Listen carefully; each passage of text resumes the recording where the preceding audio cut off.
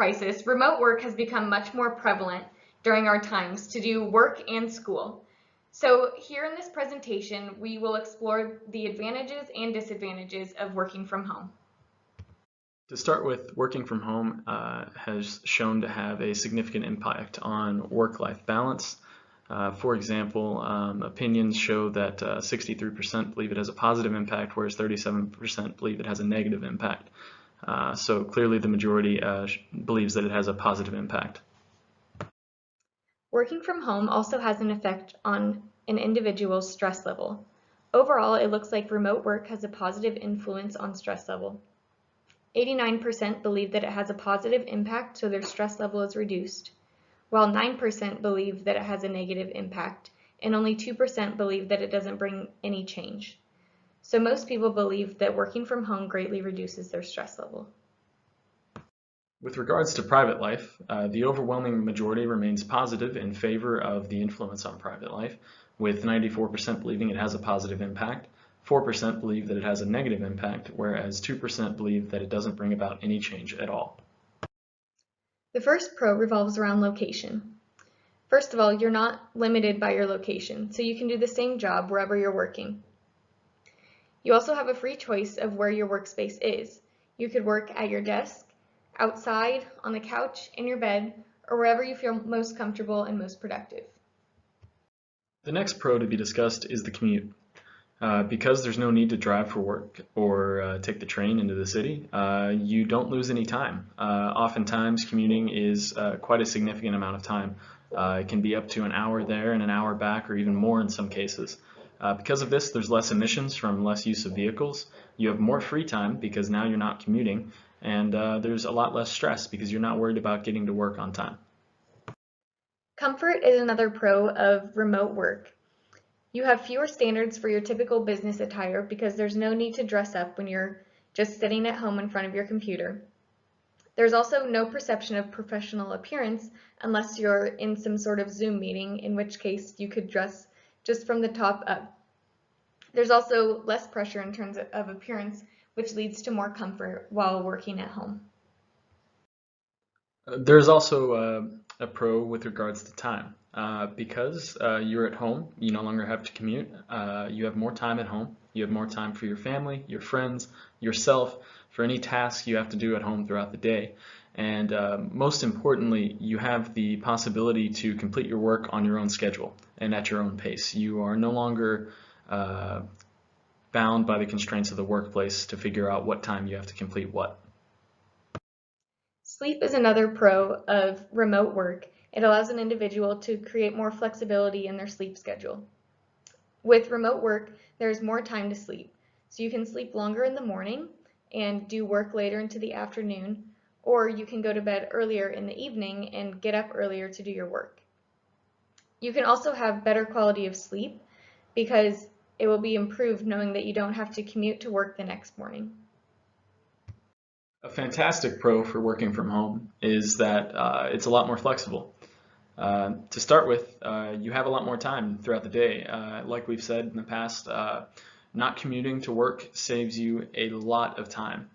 And also, you're very flexible in how you actually do your work. Your work can be divided up by yourself, so you have more flexibility of what hours you're working. You can take a break whenever you want. This lets you meet important deadlines without interruption in case you want to work through your lunchtime and get something done very quickly. And then also after you complete your work on your own time, the remaining time can just be used to be available to others for questions, or maybe be used to read your emails, so on and so forth. Efficiency is another pro that can be a little bit subjective, but it has some perks. So working from home in a relaxed environment can increase a person's productivity. There can also be less distractions without having your coworkers surrounding you. You may have better concentration if you're in a good environment, in a good workspace. And some people also have a higher productivity in a shorter amount of time when they're on a flexible schedule. You can also have a better work-life balance, which improves your efficiency of getting things done and having time for yourself as well. So the next pro has to do with money. And if there's one thing that's true in life, money makes the world go round. In this case, there are significant cost savings for employees who work from home.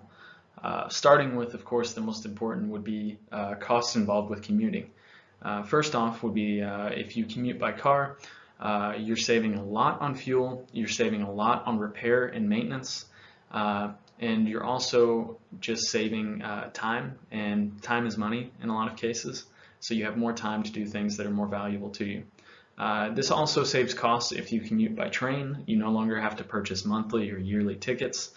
Um, and then there's also savings on food. For example, you'll probably save money on breakfast and lunch because oftentimes it's very easy whenever you're at work, maybe in an urban environment, to just walk one block and get lunch, which is often much more expensive than what it would cost to prepare food at home. And then finally, there's like an overall cost savings for the environment. Any damage we do to the environment kind of equates to monetary cost in the future. While money is a monetary benefit for the employees, it's also a benefit to the employers who also have additional costs. For example, there are less costs for business trips because your employees are all working in their own separate places. There are less costs for the rent of the building and for heating the building and electricity because nobody will be inside the building, so it's an unnecessary expenditure. On the other hand, it also protects the environment and reduces any emissions going into the earth. And of course, there are massive benefits for the environment by working from home. It's clearly protected by working from home. For example, the lack of commute means a significant drop in CO2 emissions. The lower heating and electricity costs for employees means there are less CO2 emissions from heating and air. And of course, the no rush hour significantly contributes to CO2 emissions. For example, this has been plain to see. There have been pictures circulating on the internet of Los Angeles, which can now be seen from much farther off because there's no longer smog around the city during the coronavirus lockdown when everyone was working from home. As more people are realizing the benefits to working from home, there has been reduced employee turnover. With higher employee satisfaction, less employees are inclined to find a new job, and also with a better work-life balance, there is increased satisfaction, which will also reduce employee turnover. So this next pro is one of the more subjective ones. However, working from home can significantly benefit your health if you take advantage of it. For example, you could eat a more balanced diet through making your own food at home. You could make healthier choices in the groceries you buy and what you have available to eat. Whereas if you were working in an urban environment downtown, you would be a lot more tempted to just go and buy a pre-made meal that's usually not very healthy. Also, with the lack of commuting, you have more time to exercise at home. You have more leisure time. On your break, you could go for a walk instead of having to spend that time commuting. There are also mobility exercises at the workplace that are not performed at work, such as you should probably get up every now and then and stretch, whereas at home you're much more likely to do that. And of course, as we talked about in the beginning of the presentation, stress levels are generally agreed to be much lower than whenever you are at work. However, just like there are several pros with working at home, of course there are always going to be cons as well, and these can often be subjective. However, the first one has to do with workspace. When you work from home, oftentimes there's no separate room available for remote work. So, for example, you may not have space to set up your own separate home office, which means that there's not really a clear barrier between your work environment and your home environment. And this can also lead to there being no real consideration for ergonomics, such as the lack of workspace means that you don't have a proper place to sit for 8 hours in one day and do your work. You don't have a chair that is comfortable enough for that, like that which is provided for you at work. Just as efficiency can have some perks while working at home, it can also become more difficult for certain employees. There is just as much, if not more, risk of distraction at home compared to at work because home is full of so many different distractions, such as your family, friends, pets, and household chores that you can use to distract yourself from your work if you're not being productive and efficient. This next con is one that I personally struggle with quite a bit with working from home, and that is motivation. Oftentimes, working at home leads to a large lack of motivation to really get into that work-oriented mindset that you have to be able to focus, as well as having a lack of supervision from employees and superiors in the office can also lead to many people to having no real motivation to work efficiently. This leads to a lot of wasted time and overall is inefficient. Collaboration becomes very difficult when working remotely.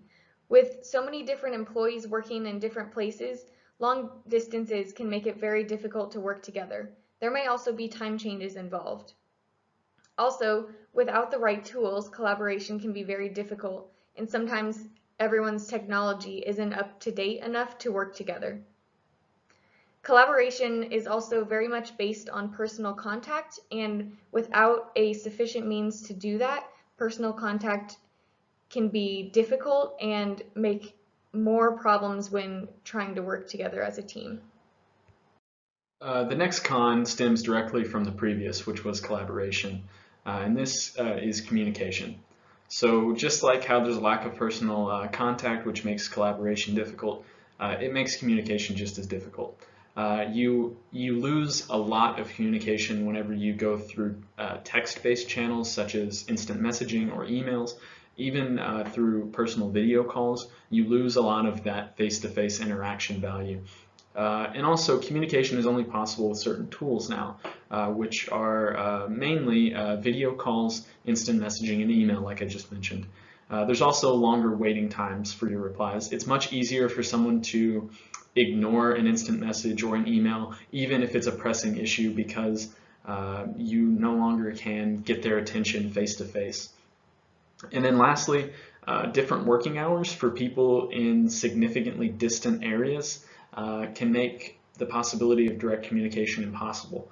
For example, if I am working with someone from my hometown in Louisville and the other person lives in Hong Kong in China, there is a 12-hour difference, which makes communication nearly impossible. Workplaces can also have cons of their own because not everyone's workplace is equal. Many people have insecurities about their workplace, such as where their home is. Maybe they have security threats or not a lot of money, so they don't have a comfortable workspace. Other people might have unhealthy relationships or abusive relationships in their home, which makes working in that environment very, very difficult. There can also be higher energy costs for employees for having to heat and cool their homes while they're working to be more comfortable. There's no protection of hardware and software like in office buildings, which makes hackers much more easily available to get into different systems while at home. There's often no consideration of ergonomic requirements, so people's workplaces may not be as comfortable as they would be if they were working at an office building. And missing hardware for employees makes their work a little bit more difficult and harder to balance as they would if they had the materials given at the workplace in a physical building.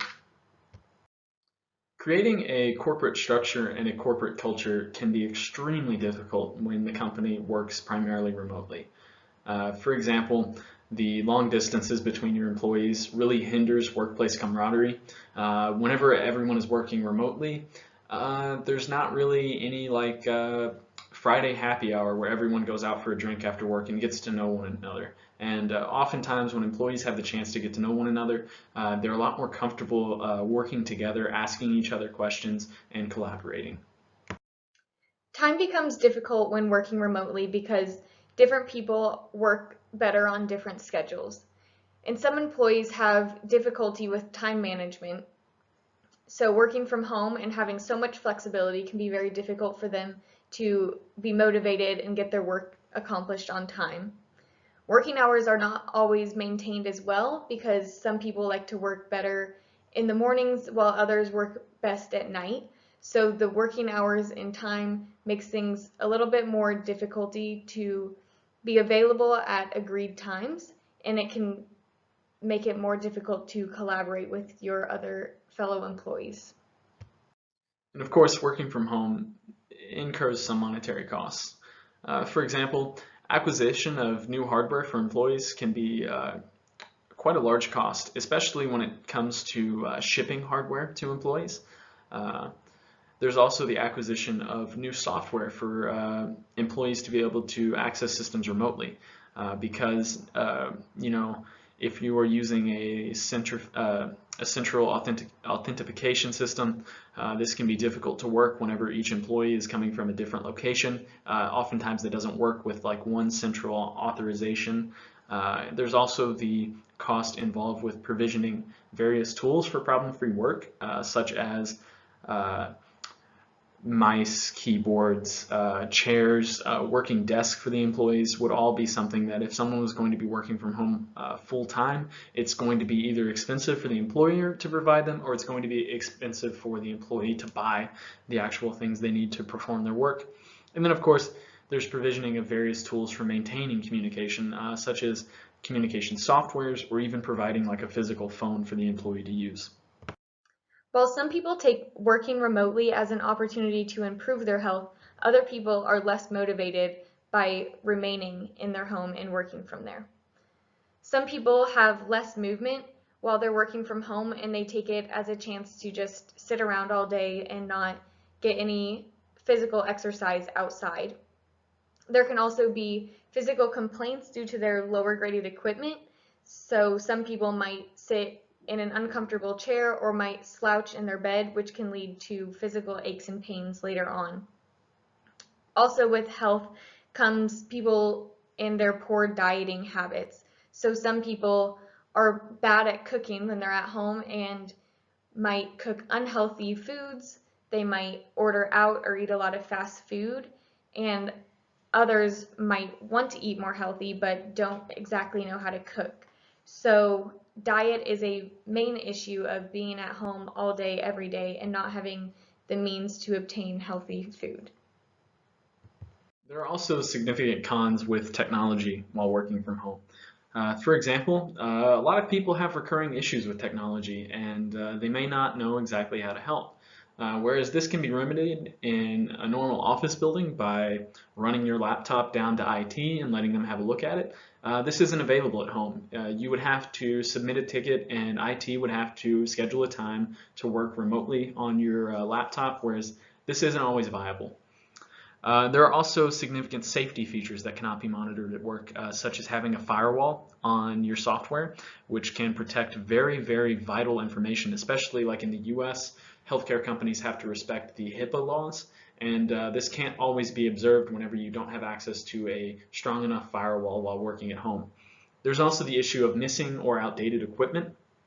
And this comes back to having the employers provide all of the necessary equipment. There's significant cost involved with that, and a lot of employers are likely to take shortcuts and either not provide the equipment or even ask their employees to provide the equipment on their own.